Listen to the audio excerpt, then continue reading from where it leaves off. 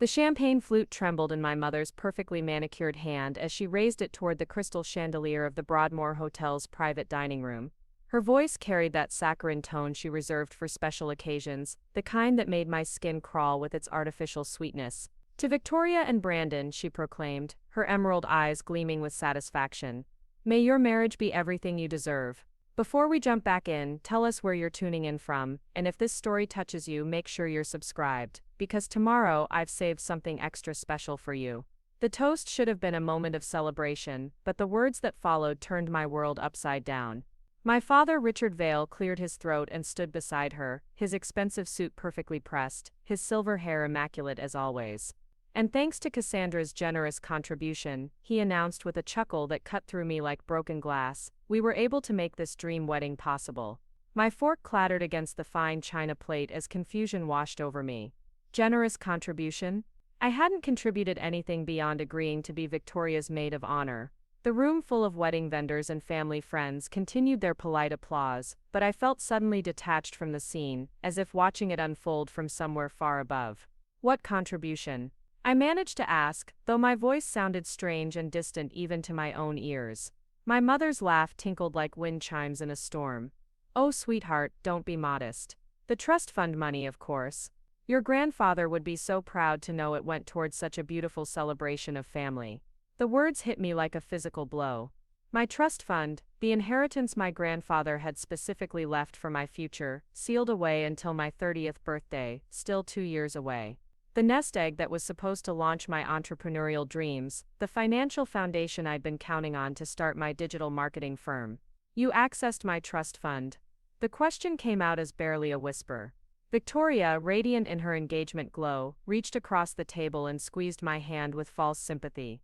"Cass, you don't mind, do you? I mean, what were you going to do with all that money anyway? Start another one of your little business ideas that never work out?" Her laugh joined my mother's, creating a harmony of dismissal that echoed off the hotel's ornate walls. The financial advisor seated across from me shifted uncomfortably in his leather chair, and I noticed how he avoided making eye contact. Marcus Chen had been handling our family's investments for over a decade, and seeing his discomfort only confirmed what I was beginning to understand. This wasn't a spontaneous decision, this had been planned. "How much?" I asked, though part of me already dreaded the answer. "The entire amount," my father said with casual indifference, as if we were discussing the weather. $250,000, every penny went toward making Victoria's day perfect. The venue, the flowers, the designer dress, the honeymoon in Tuscany. She deserves the best. The room began to spin slightly. $250,000. Gone, my entire future liquidated for one day. A day that wasn't even mine. "But that money was designated specifically for my use at 30, I protested, my voice gaining strength despite the shock. Grandfather's will was very clear about the conditions. Aunt Patricia, my father's sister and longtime family enabler, leaned forward with that patronizing smile she'd perfected over the years. "Darling, be realistic.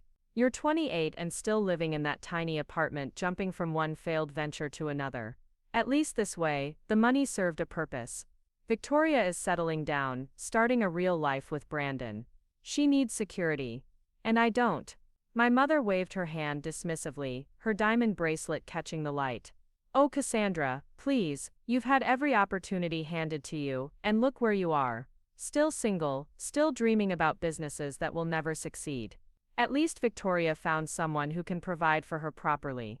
The insult stung, but what hurt more was the casual way they dismantled my future without even consulting me. I looked around the table at these people I'd called family for 28 years, seeing them clearly for perhaps the first time. Victoria basked in the attention, her white dress already chosen, her wedding planned down to the smallest detail with money that wasn't theirs to spend. Brandon sat beside her, looking slightly uncomfortable, but saying nothing. My parents radiated self-satisfaction, convinced they'd made the right choice. "You had no legal right to access that fund," I said quietly. My father's expression hardened. "We had every right. The fund was established through Vale Construction and Development. I'm still the primary trustee until you reach 30, and I determined this was in the family's best interest." "My best interest, the family's best interest," he corrected sharply. "Sometimes, Cassandra, you need to think beyond your own selfish desires. Your sister's happiness should matter to you. The word selfish hung in the air like a poison cloud. I'd spent years supporting Victoria through college while working multiple jobs to pay my own way. I'd been there for every breakup, every crisis, every moment when she needed someone. I deferred my own dreams repeatedly to help with family emergencies, always with the understanding that my grandfather's gift would eventually give me the freedom to build something meaningful. You'll never amount to anything anyway. My mother added with a laugh that felt like a slap. At least this way, the money accomplished something worthwhile. Victoria and Brandon will build a real legacy. Children, a proper home, the kind of life that matters. The cruelty of her words settled over me like ice water. Never amount to anything. The phrase echoed in my mind, joining a chorus of similar dismissals I'd heard throughout my life. Every business idea I'd shared had been met with skepticism. Every achievement had been minimized. Every dream had been treated as evidence of my fundamental inadequacy. Marcus Chen finally spoke, his voice careful and professional. There may be some irregularities in how the trust was accessed. The original documentation specified certain conditions that weren't fully met. My father's jaw tightened. The conditions were met sufficiently. The money was used for family purposes, which falls within the trustee's discretionary powers. Actually, Marcus continued, pulling out a thick folder. I've been reviewing the original trust documents, and there are some concerns about the process that was followed. For the first time since the conversation began, I felt a spark of something other than despair. Marcus had always been thorough, meticulous in his attention to legal details. If he was expressing concerns, there might be more to this story than my parents wanted to admit. What kind of concerns? I asked. Victoria rolled her eyes dramatically. Oh please. Can we not turn this into some legal drama? The money is spent, the wedding is planned, and frankly, Cass, you should be happy for me instead of looking for problems. I am happy for you, I said, and I meant it. Despite everything, I wanted my sister to be happy. But I'm also concerned about how my inheritance was handled. Your inheritance. My father's voice rose slightly. Let me remind you, young lady, that everything you have comes from this family. The trust fund, your education, the roof over your head growing up. We invested in you for years with very little return. Consider this a repayment of that investment. The audacity of his statement left me momentarily speechless. My education, which I'd largely paid for through scholarships and part-time work. The roof over my head, which had come with constant reminders of my dependence and inadequacy. The years of emotional manipulation, disguised as parental guidance. I see, I said quietly. Something in my tone must have registered because the room grew quieter. I could feel them watching me, waiting for the tears they expected, the breakdown that would confirm their assessment of my character. Instead, I felt a strange calm settling over me, a clarity I hadn't experienced in years. Well, I continued, reaching for my purse, I suppose congratulations are in order. Victoria, I hope your wedding day is everything you've dreamed of. My sister's face lit up with relief. Thank you, Cass, I knew you'd understand eventually. And who knows? Maybe watching me get married will inspire you to finally find someone. I stood slowly, smoothing my dress with deliberate care. Perhaps it will. As I prepared to leave, Marcus caught my eye and gave an almost imperceptible nod toward his briefcase. A silent message passed between us, one that my family was too busy celebrating to notice. He'd been the one person in this room who'd actually read the trust documents thoroughly. The one person who understood exactly what laws governed such transactions. Leaving so soon? My mother asked, though her tone suggested she wasn't particularly disappointed. I have some things to take care of. I replied, but don't worry about me. I'll be fine. My father chuckled again, that same cutting sound that had started this entire conversation.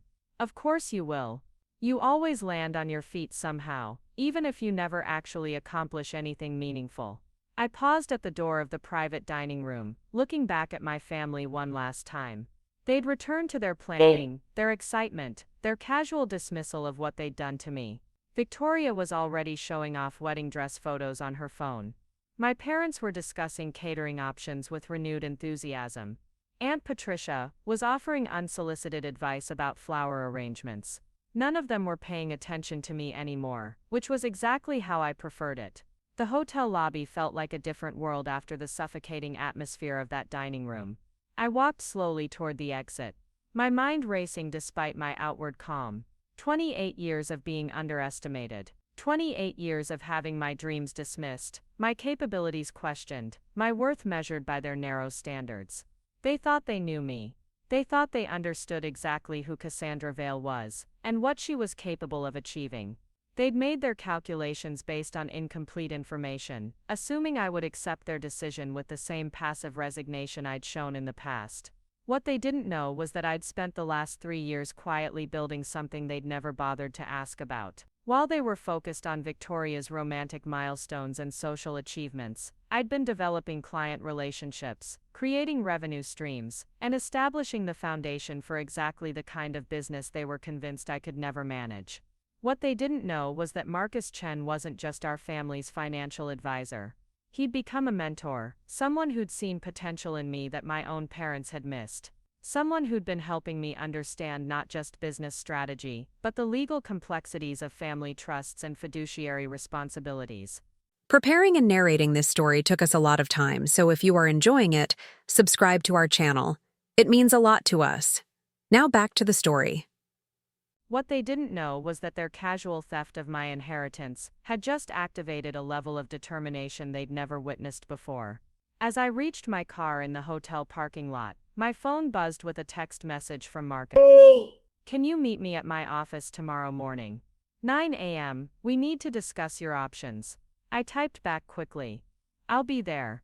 Driving home through the familiar streets of Denver, I found myself thinking about my grandfather. He built Vale Construction from nothing, creating a legacy that supported 3 generations of his family. He'd always believed in hard work, integrity, and keeping your word. The trust fund had been his way of giving me the same opportunity he'd given himself at my age, a chance to build something meaningful. My parents had just stolen that opportunity and laughed while doing it. But what they'd failed to consider was that my grandfather had also taught me about patience, strategy, and the importance of understanding your opponents before you make your move. Lessons I'd absorbed not through formal inheritance, but through summer afternoons spent in his workshop, learning about craftsmanship and persistence. They'd underestimated me for the last time. The next morning couldn't come soon enough. Marcus Chen's office occupied the 20th floor of a gleaming downtown Denver high-rise, with floor-to-ceiling windows that offered a commanding view of the Rocky Mountains. The morning sun cast long shadows across his mahogany desk as I settled into the leather chair across from him, my hands steady despite the storm of emotions churning beneath the surface. Coffee, he offered, gesturing toward an elegant silver service set on a side table. Please. I needed something to focus on while he gathered the documents spread across his workspace. Marcus had always been meticulous, but today his usual organization seemed even more deliberate, as if he were preparing for battle. He poured 2 cups with practiced precision, the rich aroma filling the space between us. Cassandra, what I'm about to tell you is going to change everything you thought you knew about your family's financial arrangements. I accepted the coffee gratefully, wrapping my fingers around the warm porcelain. I'm listening. Your grandfather was more thorough than your parents realized when he established that trust.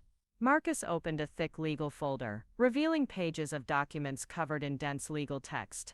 He included specific safeguards, designed to prevent exactly what happened yesterday. My pulse quickened, but I kept my expression neutral.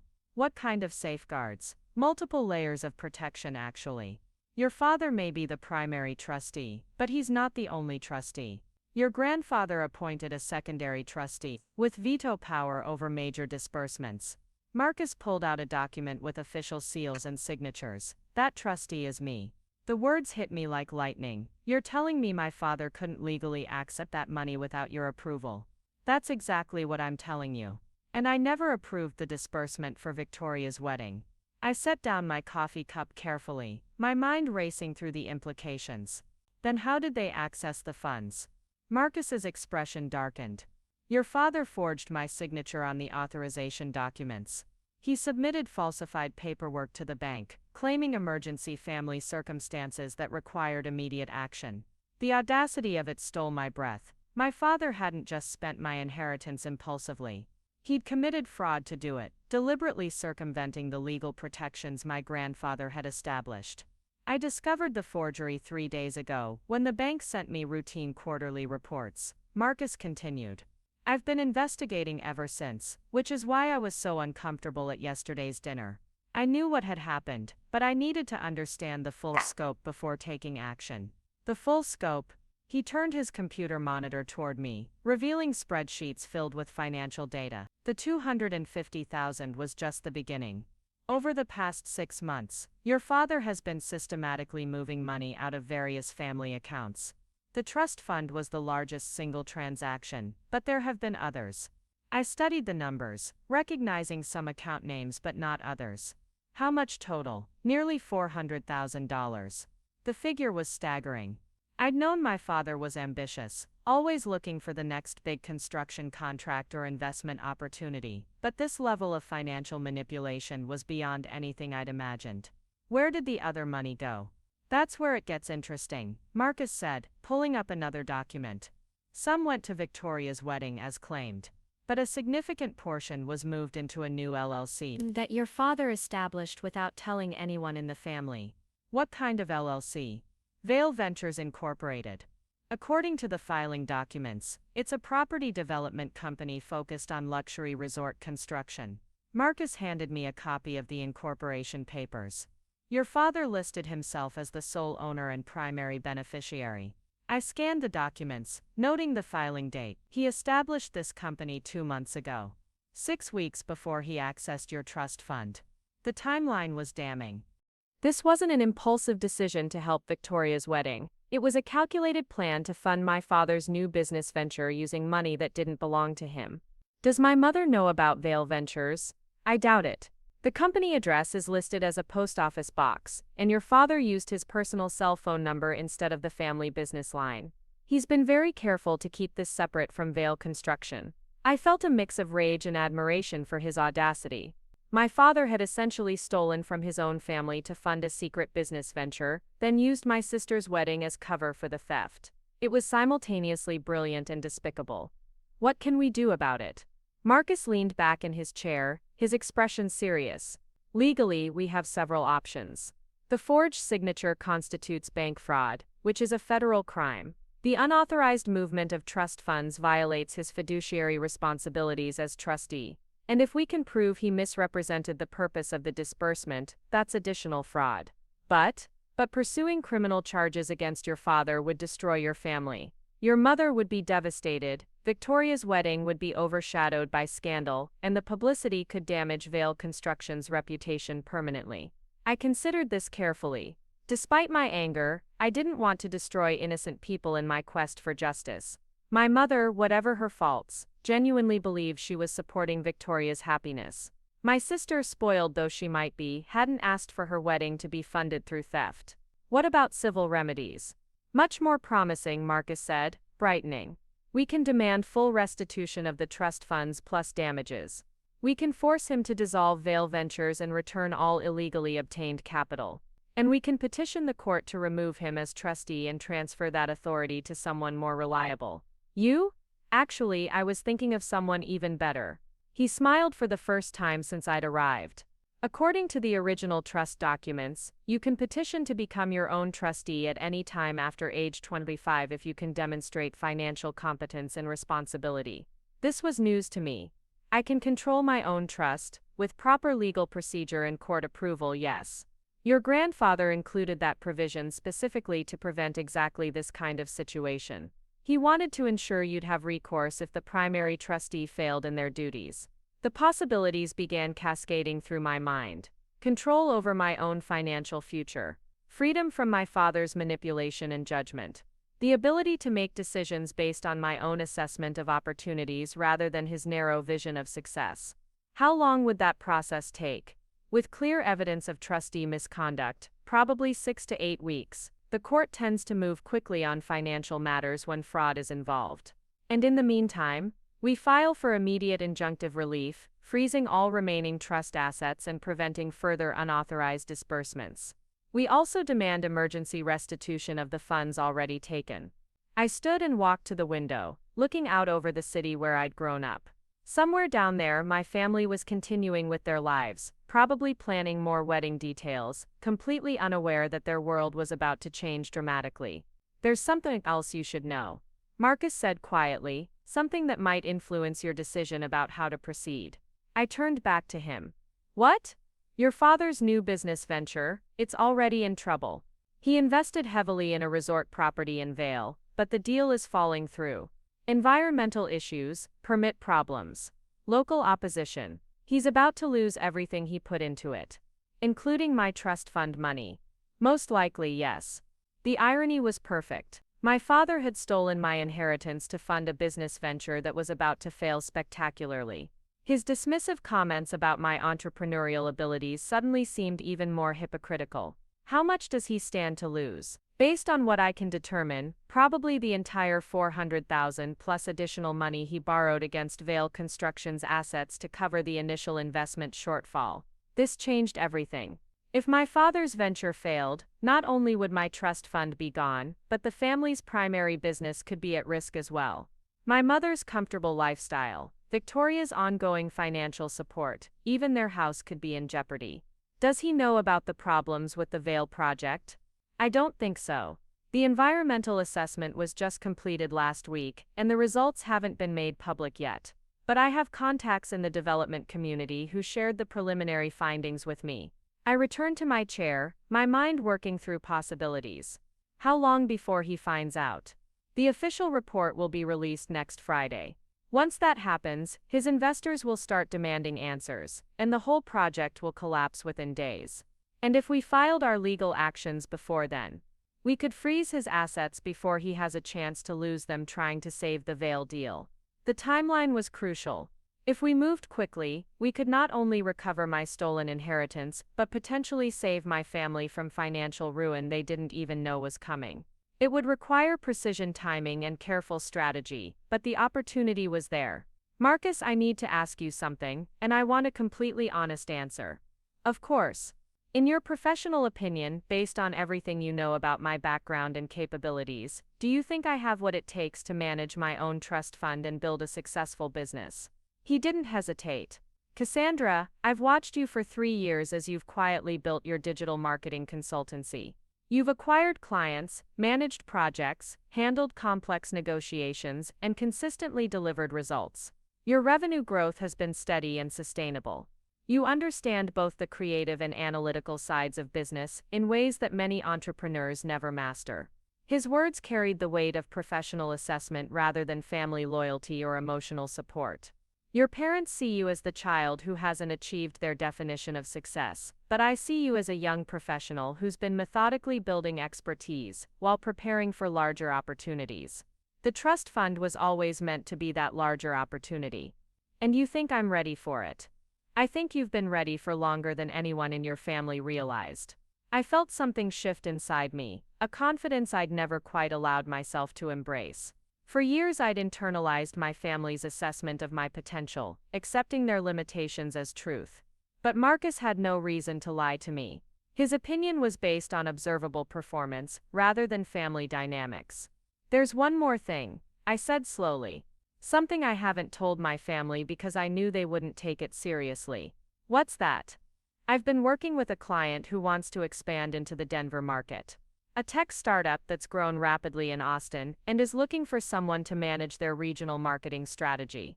They've offered me a position that would triple my current income, plus equity in the company. Marcus raised an eyebrow. When did this offer come in? Last week.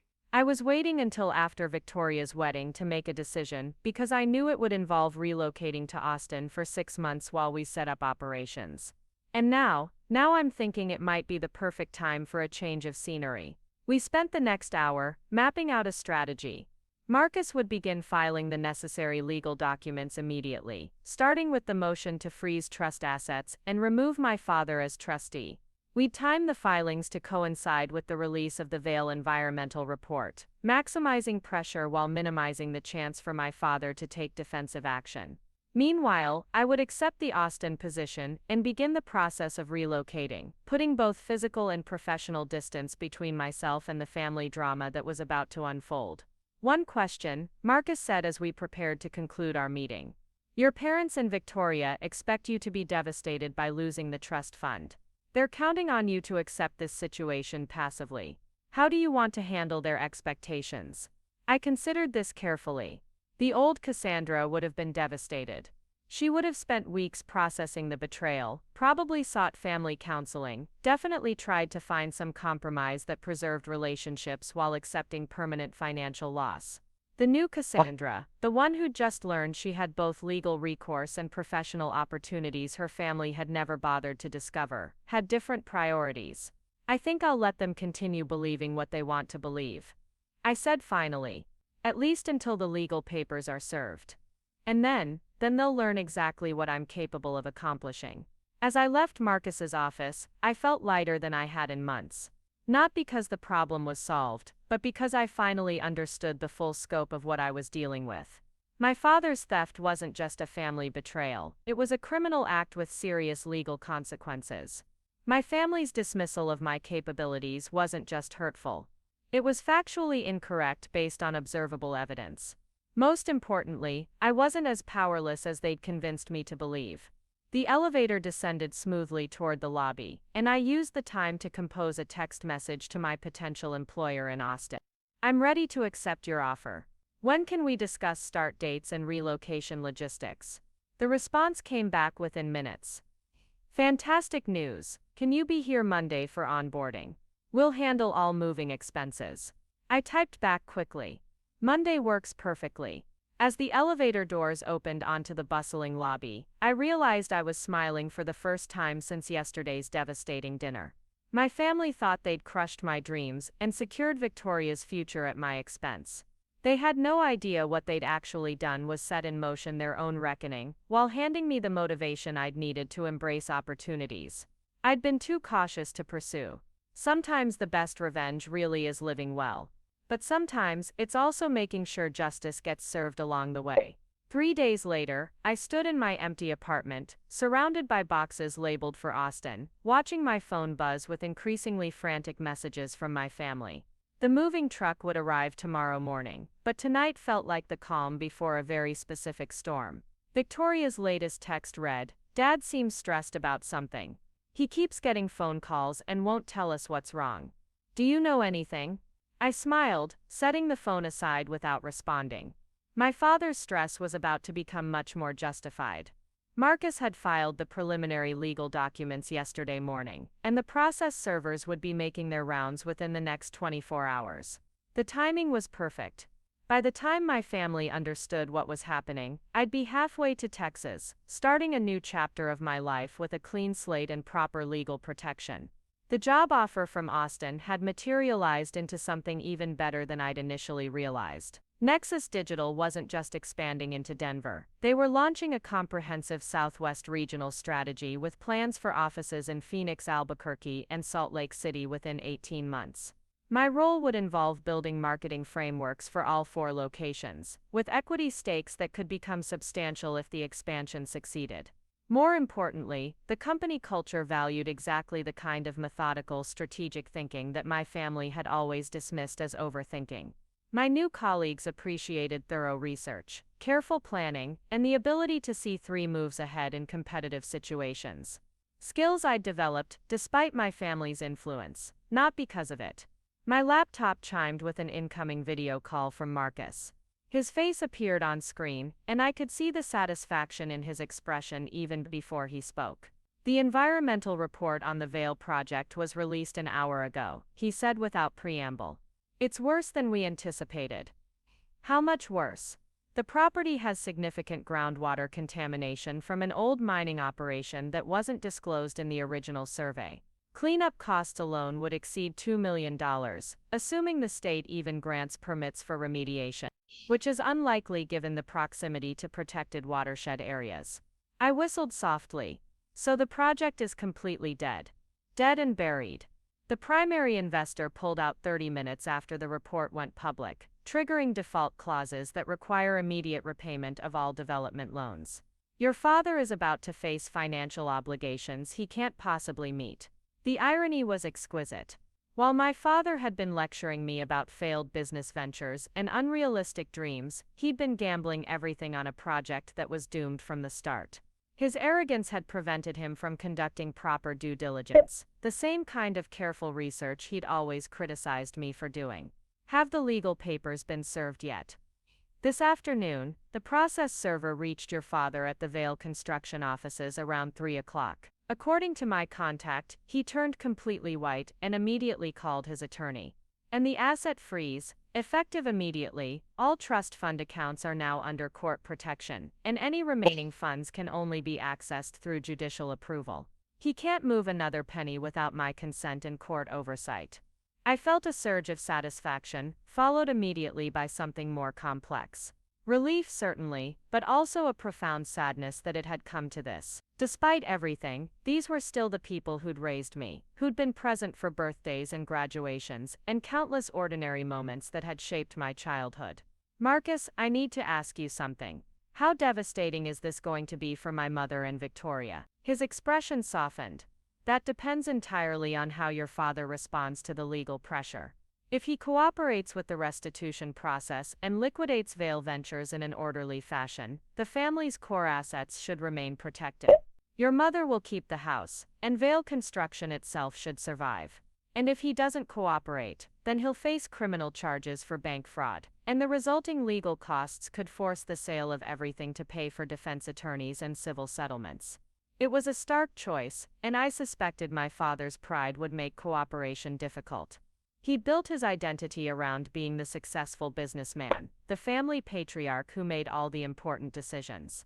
Admitting he'd been wrong, particularly to a daughter he'd consistently underestimated, would challenge everything he believed about himself. There's something else, Marcus continued.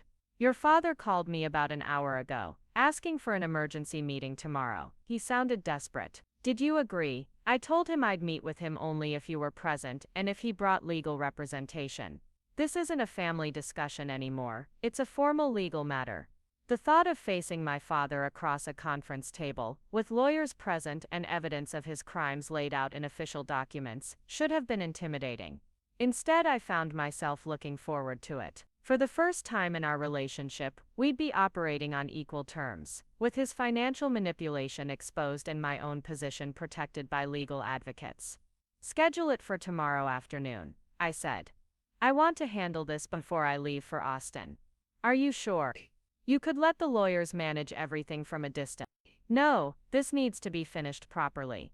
After ending the call with Marcus, I walked through my nearly empty apartment, thinking about the woman who'd lived here just a week ago. She'd been dependent on family approval, uncertain about her professional capabilities, and willing to accept financial control by people who didn't respect her judgment. That woman was gone, replaced by someone who understood her own worth and refused to accept other people's limitations as truth. The transformation hadn't happened overnight, but the events of the past few days had crystallized changes that had been building for years. My phone rang, interrupting my reflections. Victoria's name appeared on the screen, and I hesitated before answering. We'd have to have this conversation eventually, and postponing it would only make things more difficult. Cass, thank God you picked up. Victoria's voice was tight with anxiety. Something weird is happening with Dad. He got served with some kind of legal papers today, and now he's acting completely crazy. Mom is freaking out, and no one will tell me what's going on. What did the papers say? I don't know. He locked himself in his office and won't come out. Mom tried to ask him about it, but he just yelled at her to leave him alone. This isn't like him at all. I could hear the genuine worry in my sister's voice, and despite everything, I felt a pang of sympathy. Victoria had always been protected from the harsh realities of money and legal consequences. Her world was about to become much more complicated. Victoria, there are some things about the trust fund situation that you need to understand. What kind of things? The money for your wedding wasn't accessed legally. Dad forged signatures and bypassed required approvals to get to those funds. The silence stretched so long I thought the call had dropped. When Victoria finally spoke, her voice was barely a whisper. What are you saying? I'm saying Dad committed fraud to pay for your wedding, and now he's facing the legal consequences.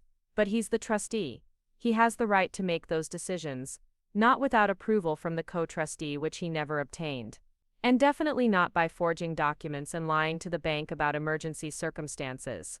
I could hear Victoria starting to cry and my heart ached for her. She genuinely hadn't known. In her mind, the family had simply decided to support her wedding with available resources. The idea that her dream day had been funded through criminal activity was shattering her perception of everything she'd believed about our parents. Cass, what's going to happen? Is Dad going to go to jail? That depends on how he handles the restitution process. If he cooperates and returns the money, this can probably be resolved as a civil matter. If he refuses to cooperate, then yes, he could face criminal charges. Can you fix this? You're smart about legal stuff. There has to be something you can do. The desperate hope in her voice was heartbreaking. Victoria still saw me as her big sister, the one who'd always been there to solve problems and smooth over difficulties. But this problem was far beyond anything I could fix through sisterly intervention. Victoria, I'm not the one who created this situation. I'm just trying to protect what's left of my inheritance and make sure Dad can't steal from the family again. Steal from the family? He is the family. Everything we have comes from his work, his business. You're talking about him like he's some kind of criminal. The conversation was heading toward familiar territory, where my attempts to establish boundaries would be interpreted as disloyalty or selfishness. But something had shifted in my willingness to engage in that dynamic. Dad took $250,000 that belonged to me, without permission, using forged documents. In legal terms, that's exactly what a criminal does. But it's family money. We're all family. Then why wasn't I consulted about how my inheritance would be used? Why was I told about it after the fact, in a way designed to humiliate me and make me feel selfish for caring? Victoria had no answer for that, because there was no good answer. The family's behavior had been calculated to present me with a fait accompli, while making any objection seem petty and ungrateful. I don't understand why you're being so cold about this, she said finally. This is going to destroy Mom and Dad. No, Victoria. Dad's choices are going to have consequences. There's a difference, but you could stop this if you wanted to. You could drop the legal action and work something out privately. And then what? Dad keeps control of my trust fund, free to steal from it again whenever he decides the family needs something. He faces no consequences for fraud, so he learns that financial crimes are acceptable as long as they're committed against me. You're being dramatic. Dad wouldn't steal from you. He already did steal from me. That's why we're having this conversation. The call ended shortly after that, with Victoria promising to talk to our parents about finding a solution, as if this were a misunderstanding that could be resolved through better communication rather than a serious legal matter requiring formal resolution. I understood her position. Victoria had always been the favored child, the one whose needs were prioritized, and whose happiness was everyone's primary concern. From her perspective, the family system worked well, and my legal action was an inexplicable attack on people who'd always treated her with love and generosity. What she couldn't see was that the system had only worked for her because someone else had always paid the price. My emotional needs, my financial security, my professional aspirations had all been subordinated to maintaining Victoria's comfort and supporting her goals. That arrangement was ending, whether she understood it or not. The next morning brought a flurry of activity as the moving truck arrived, and my possessions were loaded for transport to Austin. I'd already shipped most of my important documents and electronics ahead, keeping only essential items and a few sentimental pieces for the drive south. As the movers worked, my phone buzzed constantly with increasingly desperate messages from various family members. My mother's texts had evolved from confusion to panic, as she realized the scope of the legal trouble Dad was facing. Aunt Patricia was demanding explanations and accusing me of vindictive behavior. Even distant relatives I hadn't heard from in months were suddenly reaching out, having heard rumors about family financial problems. The most interesting message came from Brandon, Victoria's fiancé. His text was brief but telling. Is there anything I should know about the wedding funding that might affect our planning? I appreciated his directness. Brandon came from a family of attorneys, and he'd obviously recognized the potential implications of legal action involving fraud charges. Unlike Victoria, he understood that wedding expenses funded through criminal activity could potentially be subject to clawback provisions if the case went to court. I texted back, you should probably consult with your family's legal counsel about potential exposure. The wedding vendors were paid with stolen money, which could create complications. His response was immediate. Understood. Thank you for the heads up. At least someone in this situation was thinking clearly about legal realities rather than emotional reactions. The moving truck departed around noon, carrying my entire life toward a new city and fresh opportunities. I spent the afternoon cleaning my empty apartment and preparing for the confrontation with my father that Marcus had scheduled for 3 o'clock. As I drove downtown toward Marcus's office, I reflected on how much had changed since that devastating dinner at the Broadmoor just a week ago. The woman who'd sat in shocked silence while her family laughed about stealing her inheritance was gone, replaced by someone who understood her own power and refused to accept other people's definitions of her worth. My father was about to meet this new version of his daughter for the first time. I suspected it would be an educational experience for both of us. The downtown Denver skyline looked different as I navigated toward the financial district, as if the city itself had been transformed by my changing perspective. These weren't just buildings where other people made important decisions. This was a place where I now had legal representation, professional advocates, and the authority to protect my own interests.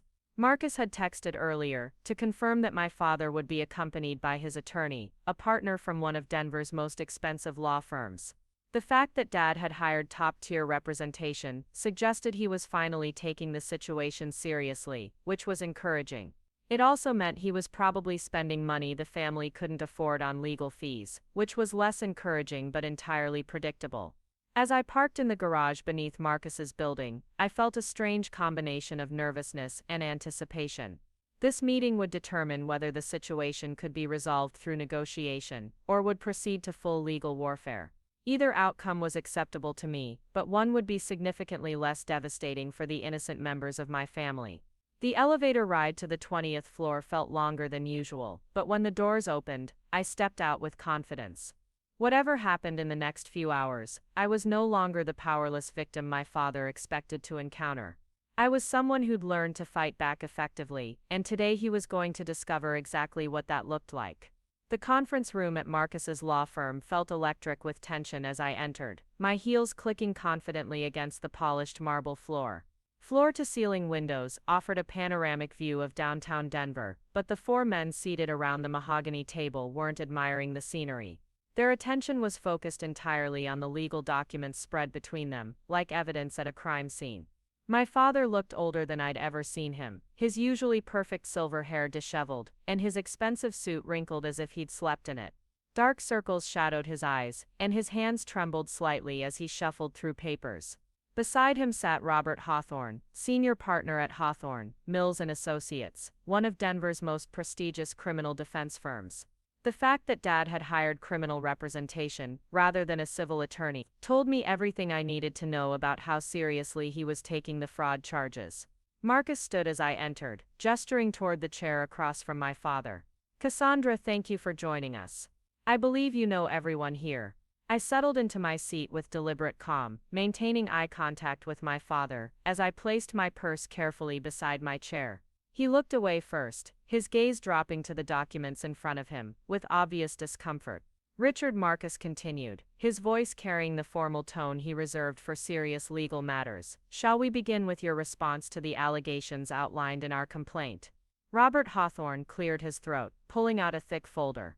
"My client acknowledges certain irregularities in the trust fund disbursement process, but we maintain that his actions fell within the broad discretionary powers granted to him as primary trustee."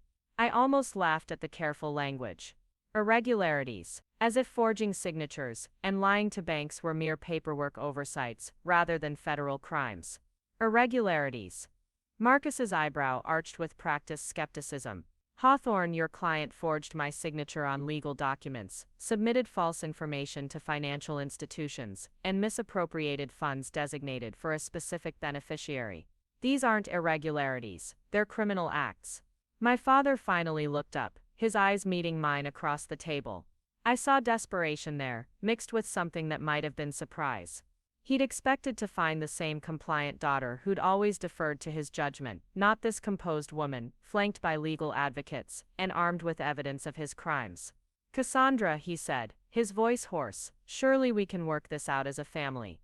All this legal nonsense isn't necessary. We've always been able to resolve our differences through discussion. Have we?" I kept my tone neutral, professional. When exactly did we discuss my inheritance being used for Victoria's wedding?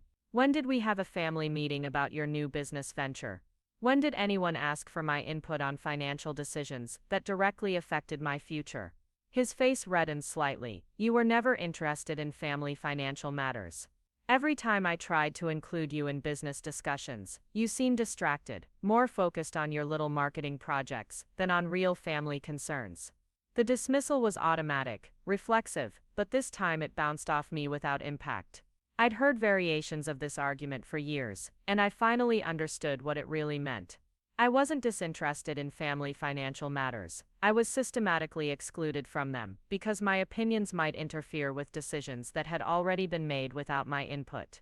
Mr. Vale, Marcus interrupted smoothly. Let's focus on the specific allegations rather than past family dynamics.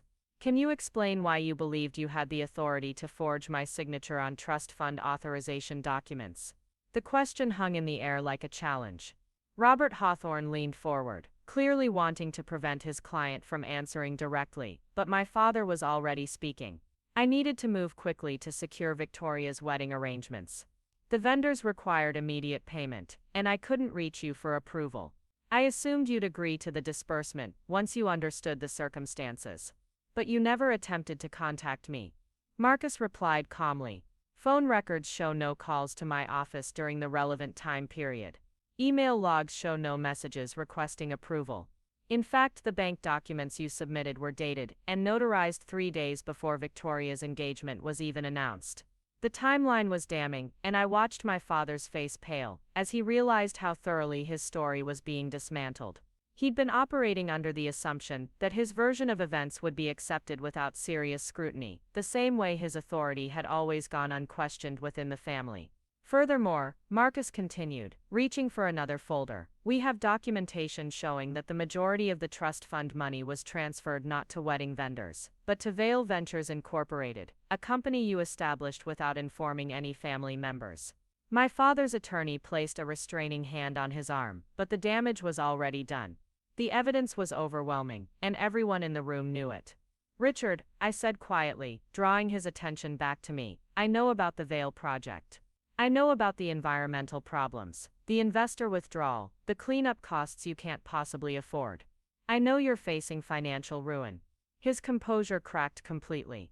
How could you possibly know about that? The same way I knew you were stealing from my trust fund. I pay attention to details you assume I'm too naive to understand. For the first time in our relationship, I saw my father look at me with something approaching respect rather than dismissal. It was a recognition that came too late, and under circumstances that made it meaningless, but it was there nonetheless. The environmental report was released yesterday, I continued. Your primary investor pulled out, triggering default clauses that require immediate repayment of development loans. You're not just facing restitution of my trust fund, you're looking at potential bankruptcy. Robert Hawthorne shifted uncomfortably in his chair. Clearly his client hadn't shared the full scope of his financial difficulties when hiring legal representation. Which brings us to our proposal, Marcus said, sliding a document across the table. Complete restitution of all misappropriated trust funds, plus interest and penalties. Immediate dissolution of Vale Ventures with all remaining assets returned to their original accounts. Resignation as trustee with transfer of authority to Cassandra. And a formal apology acknowledging the breach of fiduciary duty. In exchange for what? Hawthorne asked. We agree to pursue this as a civil matter, rather than pressing criminal charges. Mr. Vale avoids federal prison, maintains his reputation in the business community, and preserves the core assets needed to support his family. My father read through the settlement terms with growing agitation. This is extortion. You're demanding that I surrender control of the trust fund to someone who's never managed significant assets, who has no experience with complex financial decisions. Someone whose assets you stole, I corrected. And for the record, I've been managing my own investment portfolio for 3 years with consistent returns that outperformed the market average. Marcus can provide documentation if you'd like to review my financial competence. The look of surprise on his face was almost comical. In his mind, I was still the struggling young woman living paycheck to paycheck, dependent on family support for any significant purchases. He had no idea that I'd been quietly building wealth and expertise while he was dismissing my capabilities. Moreover, Marcus added, the original trust documents specifically allow for beneficiary control upon demonstration of financial responsibility.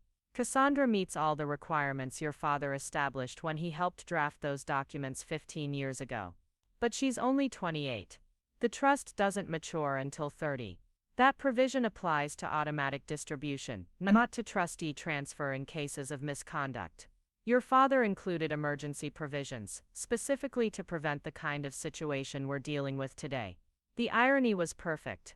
My grandfather's careful legal planning was now protecting me from my father's financial crimes, using safeguards that Dad himself had helped create without fully understanding their implications. I need time to consider this proposal, Hawthorne said, gathering the documents. You have until 5 o'clock today, Marcus replied firmly. After that we file criminal charges and pursue full legal remedies, including asset seizure and criminal prosecution. The offer expires at close of business. As the meeting broke up, my father approached me while his attorney was packing briefcases. For a moment we stood facing each other without the buffer of lawyers and legal formalities. Cassandra, I never meant for things to go this far. I was trying to protect the family's interests, to make sure Victoria had the wedding she deserved. By stealing from me, by using available resources to support family priorities. I always intended to repay the trust fund once the Vale project generated returns. I studied his face, looking for signs of genuine remorse or understanding. What I saw instead was a man who still believed his intentions justified his methods, who viewed my legal action as an overreaction rather than appropriate self-defense.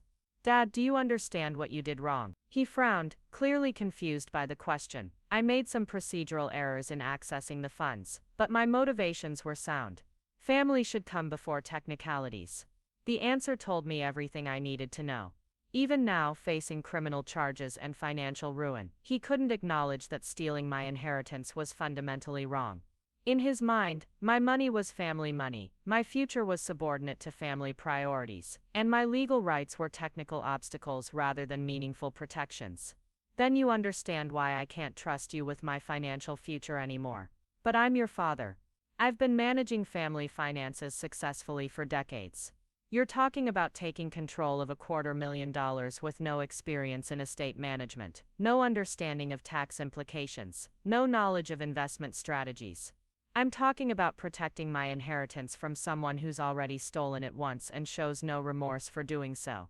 We stared at each other across a gulf that seemed unbridgeable. He saw a rebellious child, who was ungratefully attacking the family structure that had supported her entire life. I saw a man whose sense of entitlement had led him to commit serious crimes, while convincing himself he was acting in everyone's best interests. Your mother is devastated by all this, he said finally. Victoria is questioning everything she believed about our family. You're destroying relationships that took decades to build. No, Dad, your choices destroyed those relationships. I'm just refusing to pretend they didn't happen. His attorney returned, ready to escort him from the building, but my father lingered for one more attempt at emotional manipulation. I hope you're proud of yourself. When this is over, when the family is torn apart, and your sister's marriage is overshadowed by scandal, I hope whatever you've gained is worth what you've lost. The words were meant to make me feel guilty, to reconsider my position based on the collateral damage to other family members. A week ago they might have worked. Today they just made me sad for the man who'd raised me, who'd never learned to take responsibility for his own actions. What I've gained is the knowledge that I can protect myself when the people who should care about me choose not to. What I've lost is the illusion that family loyalty means accepting abuse without complaint. I left him standing in the conference room, probably still hoping his attorney could find some legal loophole that would allow him to avoid consequences while maintaining control over my inheritance. As I walked toward the elevator, Marcus caught up with me, his expression thoughtful. How are you feeling about all this? Relieved, mostly, and sad that it was necessary. He's going to take the settlement offer. His attorney knows the criminal case is airtight, and your father can't afford a protracted legal battle on top of his other financial problems. And if he doesn't, then we proceed with criminal charges, and he faces the full consequences of his choices. But I suspect his survival instincts will override his pride. The elevator arrived, and as we descended toward the lobby, I reflected on the confrontation I'd just witnessed. My father had entered that room expecting to negotiate with the same compliant daughter he'd always known, someone who could be intimidated by legal complexity and guilt-tripped into accepting inadequate solutions. Instead, he'd encountered a woman who understood her rights, had competent legal representation, and possessed evidence of his crimes that couldn't be explained away or minimized. The power dynamic that had defined our relationship for 28 years had been permanently altered. By 5 o'clock that evening, Robert Hawthorne had called Marcus to accept the settlement terms. My father would return every penny of the stolen trust fund money, surrender all authority over my inheritance, and formally acknowledge his breach of fiduciary duty. In exchange, he would avoid criminal prosecution and maintain enough personal assets to support my mother and preserve the family home. As I drove out of Denver the next morning, heading south toward Austin and my new life, I felt a complex mixture of emotions. Victory, certainly, and relief that the legal nightmare was over. But also sadness that my relationship with my family had required such dramatic intervention to establish basic respect for my rights and capabilities. My phone buzzed with a text from Victoria as I crossed into Colorado Springs. "I'm sorry I didn't understand before. You were right to fight back." It was a small acknowledgement, but it meant more to me than she probably realized. My sister was beginning to understand that family loyalty couldn't be a one-way street, that love without respect was just another form of control. The Rocky Mountains receded in my rearview mirror as I drove toward a future I was finally free to design according to my own vision rather than other people's limitations. Behind me lay a family that would have to rebuild relationships based on mutual respect rather than traditional hierarchies. Ahead lay opportunities that I was now confident I deserved and capable of pursuing. The trust fund was safely under my control, my professional prospects were stronger than ever, and I'd learned lessons about standing up for myself that would serve me well in every future challenge. Sometimes the best education comes from the people who try to convince you that you're not worth investing in. They teach you exactly how much you're capable of achieving when you stop accepting their assessment as truth. 6 months later, I stood on the rooftop terrace of my Austin high-rise apartment, watching the sunset paint the Texas sky in brilliant shades of orange and gold. The city sprawled beneath me, alive with the energy of endless possibility, while the Colorado Rockies felt like ancient history from another lifetime. My phone displayed a notification from my investment app showing portfolio gains that would have seemed impossible when I was living paycheck to paycheck in Denver. The trust fund, now under my complete control, had been strategically diversified across growth stocks, real estate investment trusts, and a small venture capital fund that specialized in emerging technology companies. Marcus had been right about my financial acumen. Left to my own judgment, I'd consistently outperformed traditional investment strategies.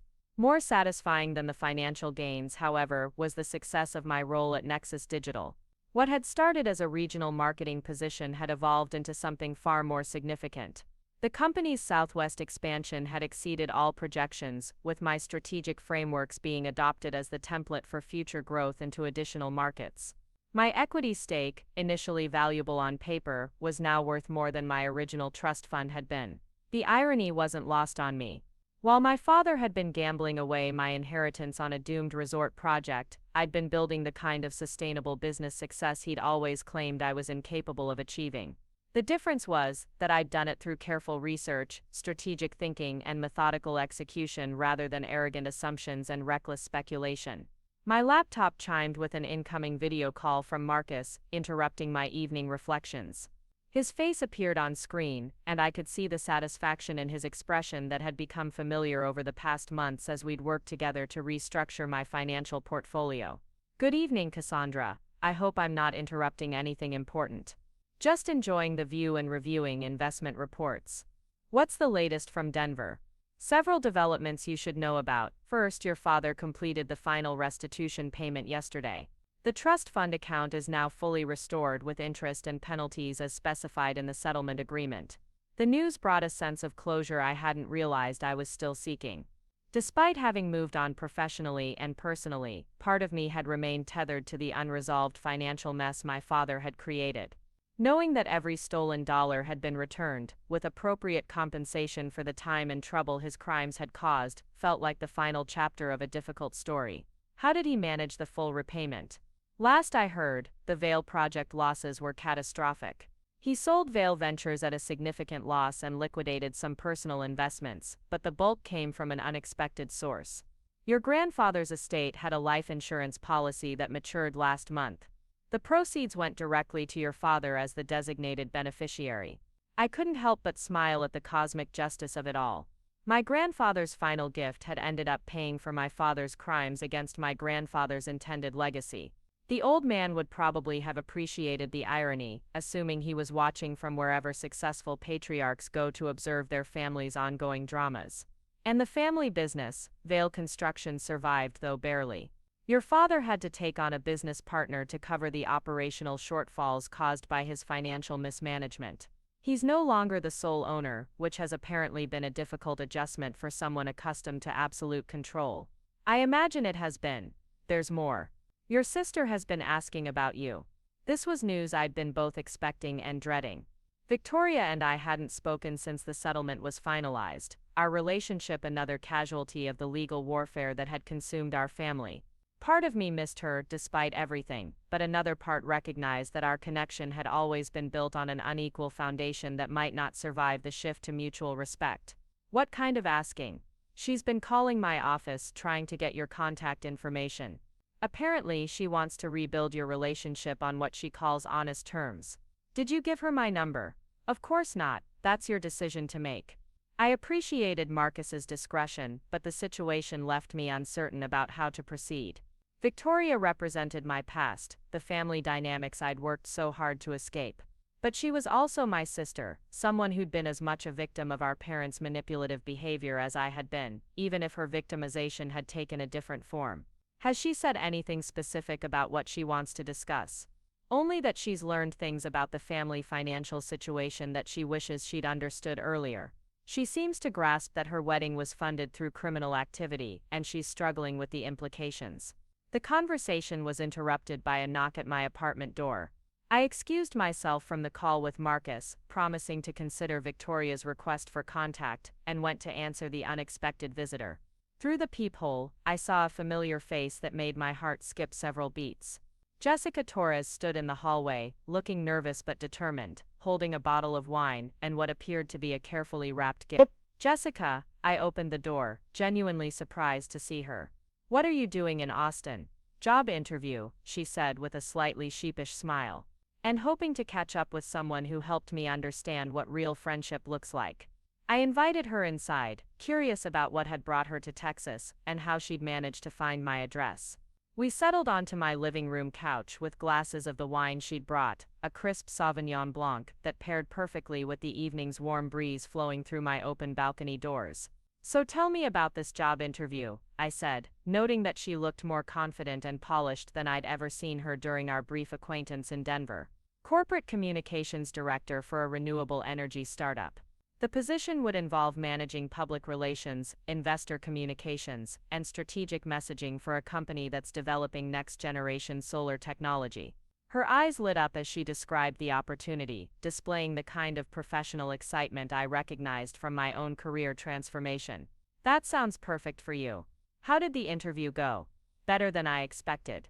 Apparently, my experience with crisis management and reputation recovery gave me credibility that other candidates lacked.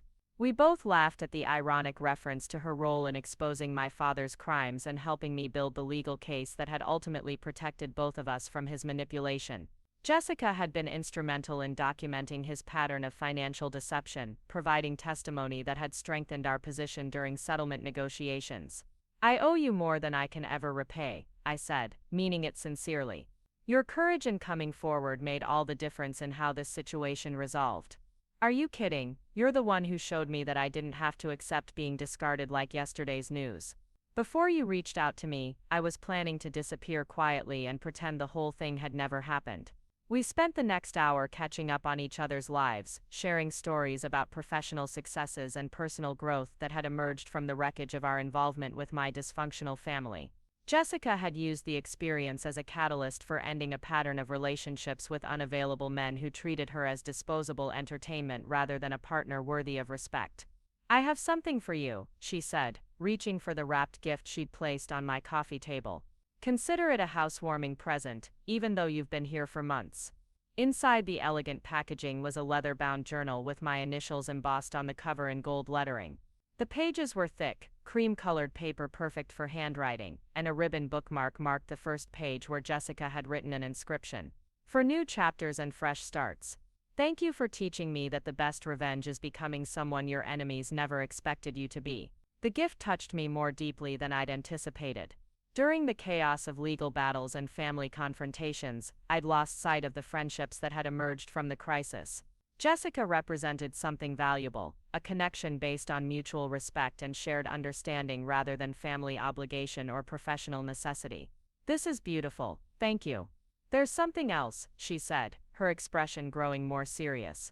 I heard from Brandon last week.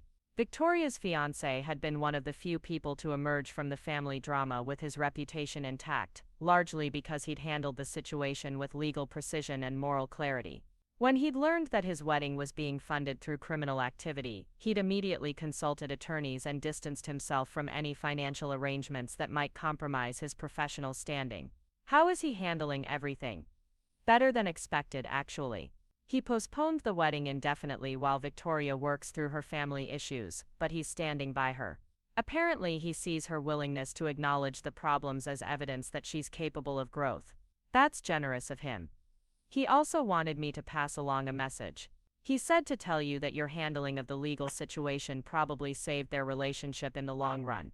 Victoria needed to understand that actions have consequences, and love doesn't mean accepting abuse. The message surprised me.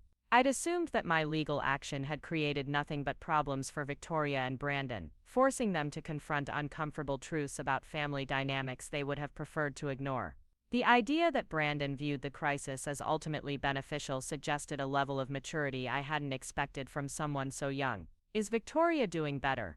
According to Brandon, she's been in therapy for 3 months, working through what he calls learned helplessness and entitlement patterns. She's apparently starting to understand how the family dynamic that privileged her comfort also prevented her from developing genuine independence. This was encouraging news, though I remained cautious about the possibility of rebuilding our relationship. Victoria's psychological growth was admirable, but changing deeply ingrained behavioral patterns would take time and sustained effort. I wasn't ready to expose myself to potential manipulation disguised as personal development.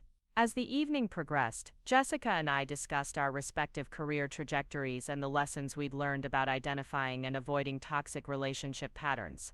Her experience with my father had taught her to recognize the warning signs of men who view women as interchangeable accessories rather than individual human beings with their own goals and desires. I keep thinking about what would have happened if you hadn't reached out to me, she mused, swirling wine in her glass as the sky darkened beyond my balcony. I probably would have spent months blaming myself for the relationship ending, convinced that I hadn't been good enough to inspire him to leave his wife. And I would have spent years accepting my family's financial abuse, convinced that my inheritance was less important than maintaining family harmony. I replied, "We both learned that sometimes the people who claim to care about us are actually the biggest threats to our well-being." The conversation was interrupted by my phone buzzing with a text message from a number I didn't recognize. The message was brief but immediately identifiable. "Cass, this is Victoria. I got your number from Marcus. I know you probably don't want to hear from me, but I need to apologize for things I didn't understand. Lord. Can we talk?" I showed the message to Jessica, who read it with interest. "What are you thinking?" she asked. "I'm thinking that 6 months ago, Victoria didn't believe she owed me any apologies. The fact that she's reaching out suggests genuine progress. But I'm also thinking that I've built a life here that doesn't depend on family approval or acceptance. I'm not sure I want to risk that peace for a relationship that might revert to old patterns under stress." Jessica nodded thoughtfully. "You don't have to decide tonight, or even soon. Real change takes time to prove itself." We finished the evening discussing lighter topics, making plans for Jessica's potential relocation to Austin if she received the job offer, and exploring the possibility of maintaining a friendship that wasn't built on shared crisis management. As she prepared to leave, Jessica paused at my door with one final observation. "You know what strikes me most about seeing you tonight? You seem completely comfortable with who you are. 6 months ago, you were still apologizing for taking up space. Now you own your space."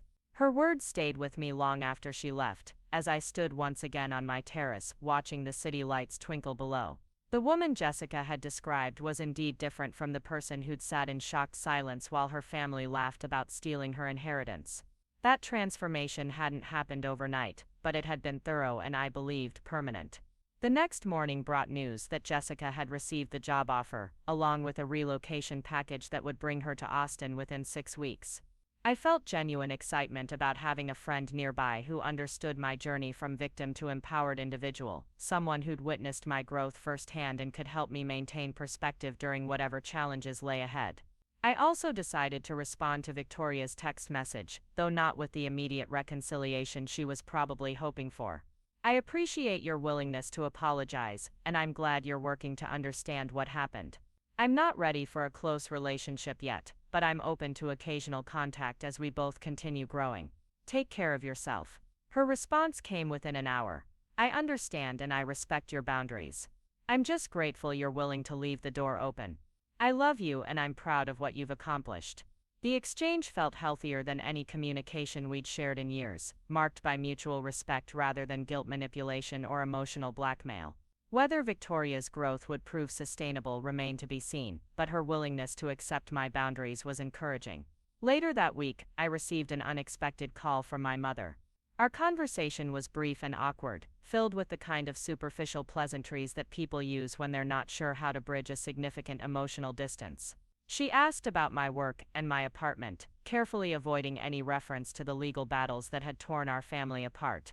Near the end of the call, however, she offered something that approximated an acknowledgement of past mistakes. Cassandra, I want you to know that I've been thinking about a lot of things lately. I may not have always handled family situations in ways that were fair to everyone involved. It wasn't quite an apology, but it was closer to accountability than I'd ever heard from her before. I accepted her words graciously, while maintaining appropriate emotional distance, recognizing that my mother's capacity for genuine introspection might be limited by her own psychological patterns. The months that followed brought continued professional success and personal fulfillment. Nexus Digital promoted me to Regional Vice President, with responsibility for expansion into the Pacific Northwest and Mountain West markets. My equity position in the company had grown valuable enough to provide genuine financial security, independent of my trust fund inheritance. More importantly, I'd built a social circle of friends and colleagues who valued my professional contributions and personal qualities, rather than viewing me through the lens of family dynamics or past mistakes. Jessica had become a close confidant, her job transition to Austin cementing our friendship in ways that extended far beyond our shared experience with my father's manipulation. On a cool autumn evening, exactly 1 year after the devastating dinner at the Broadmoor Hotel, I found myself reflecting on the journey that had brought me to this point. The woman who'd sat in stunned silence while her family celebrated stealing her inheritance felt like a character from someone else's story, so distant had I grown from that version of myself. The trust fund that my father had stolen and eventually restored was now worth 40% more than its original value, thanks to strategic investments and careful portfolio management. My professional income had quadrupled, my career trajectory was pointing toward executive leadership, and my personal relationships were built on foundations of mutual respect and genuine affection. Most significantly, I'd learned lessons about self-advocacy and boundary maintenance that would serve me well in every future challenge. No one would ever again convince me that my dreams were unrealistic, my capabilities were insufficient, or my worth was determined by other people's approval. My phone buzzed with a text from Victoria, our third exchange since that initial outreach 6 months earlier. Her messages had evolved from desperate appeals for forgiveness to thoughtful updates on her therapy progress, and genuine expressions of pride in my achievements. Saw the article about your promotion in the Denver Business Journal. Mom showed it to me. We're both incredibly proud of you, and I wanted you to know that Dad has been bragging about your success to anyone who will listen. The irony was both amusing and poignant. My father, who'd spent years dismissing my professional ambitions as unrealistic dreams, was now claiming credit for my achievements through parental association. It was a typical example of his inability to acknowledge the contradiction between his past behavior and present pride. But I no longer needed his approval or validation. The success I'd built was entirely my own, earned through competence and determination rather than family connections or inherited advantages. Whether he bragged about my achievements or continued dismissing my capabilities was irrelevant to my sense of self-worth. As I prepared for bed in my beautiful Austin apartment, surrounded by evidence of the life I'd created through my own efforts, I felt a deep sense of satisfaction that had nothing to do with revenge or vindication. This wasn't about proving my family wrong or making them pay for their mistakes. This was about discovering who I could become when I stopped accepting other people's limitations as truth. About learning that the best response to betrayal isn't bitterness or retaliation, but the determination to build something better than what was taken away. My grandfather's trust fund had been intended to give me the freedom to pursue my dreams. My father's theft of that inheritance had ultimately taught me something even more valuable, the knowledge that I was capable of creating my own opportunities and didn't need anyone's permission to succeed. Sometimes the most important lessons come from the people who try to convince you that you're not worth investing in. They teach you exactly how much you're capable of achieving when you stop accepting their assessment as reality and start trusting your own judgment instead. The family that had laughed while saying I'd never amount to anything had inadvertently provided the motivation I needed to amount to more than any of them had ever imagined possible. And that I realized as I drifted off to sleep in my corner apartment overlooking the Texas Capitol was the most satisfying outcome of all. Up next, you've got 2 more standout stories right on your screen. If this one hit the mark, you won't want to pass these up, just click and check them out.